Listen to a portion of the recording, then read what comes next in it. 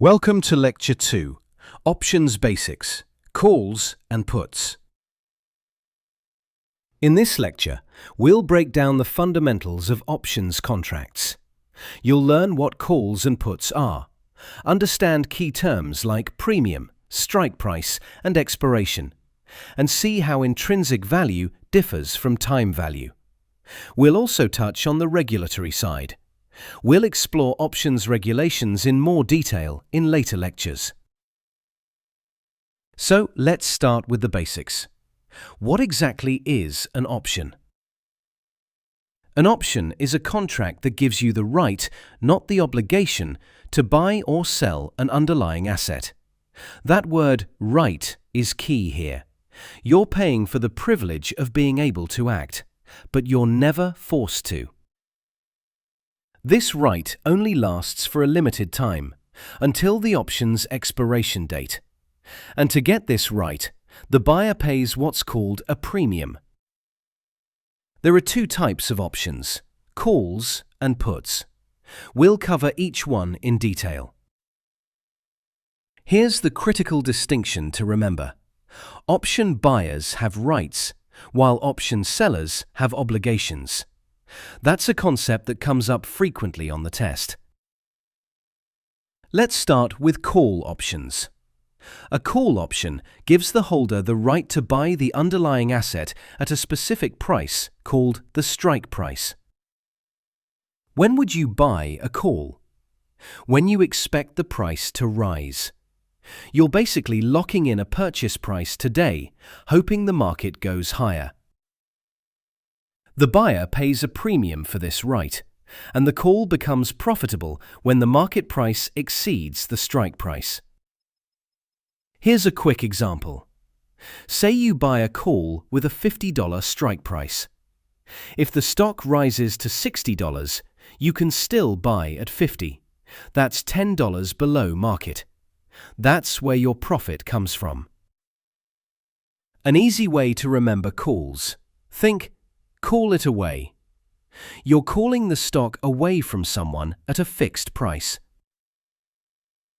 Now let's look at put options, the opposite of calls.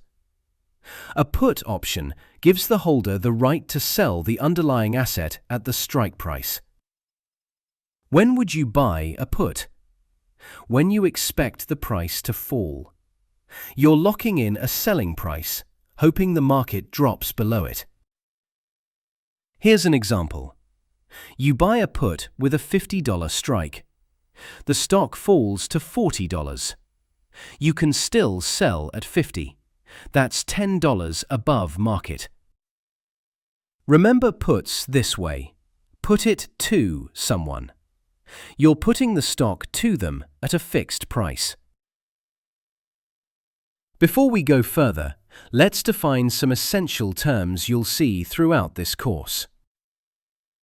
Premium is the price paid for the option contract. Think of it as the cost of buying that right. Strike price, also called the exercise price, is the price at which you can buy or sell the underlying. Expiration date is the last day the option can be exercised. After that, the option is worthless.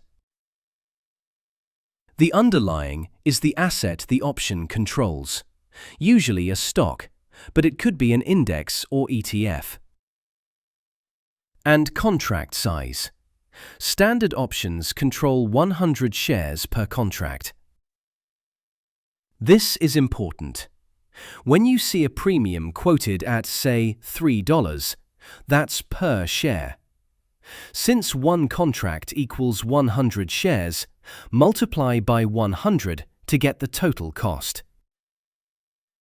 Let's work through a premium calculation.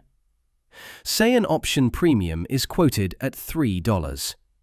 Since each contract controls 100 shares, the total cost is $300. That's 3 times 100. For the buyer, this $300 is the maximum they can lose. That's it.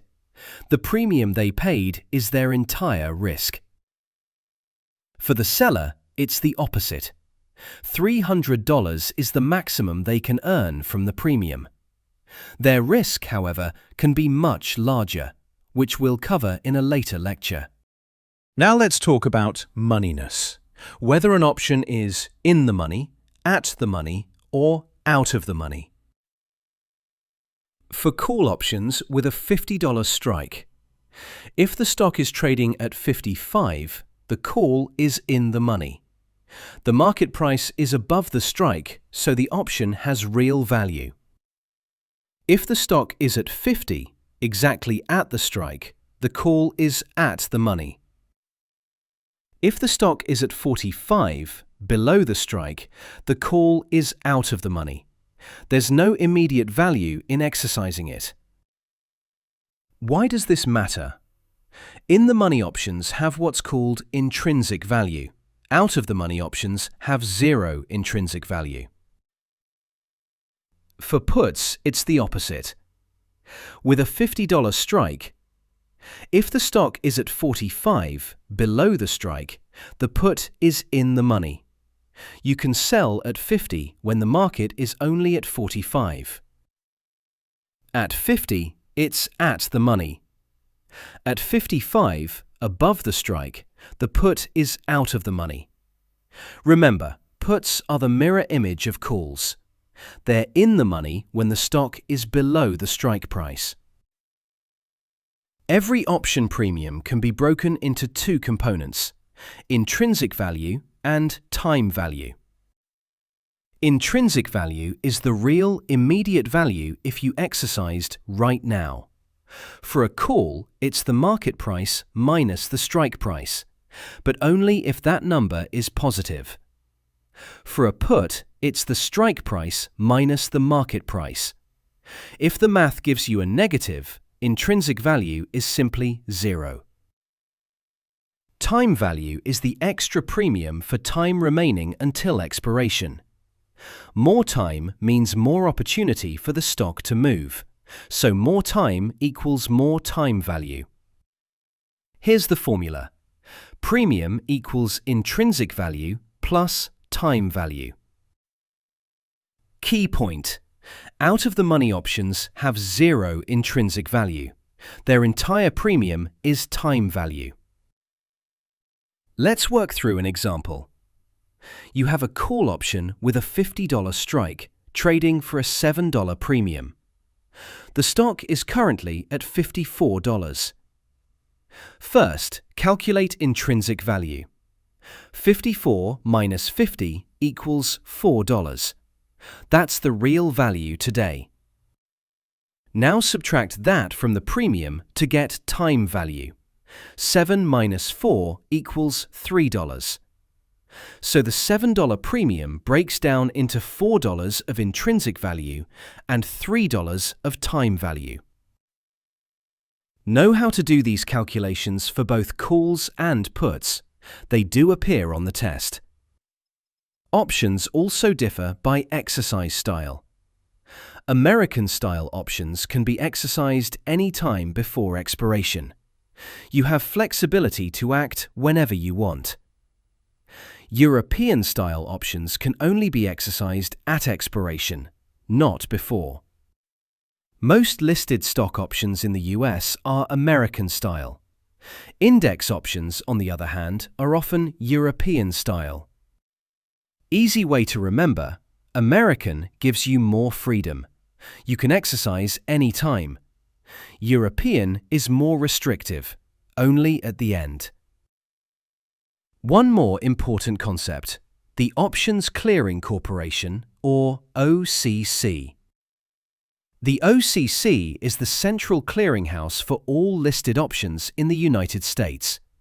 It serves three key functions. First, standardization.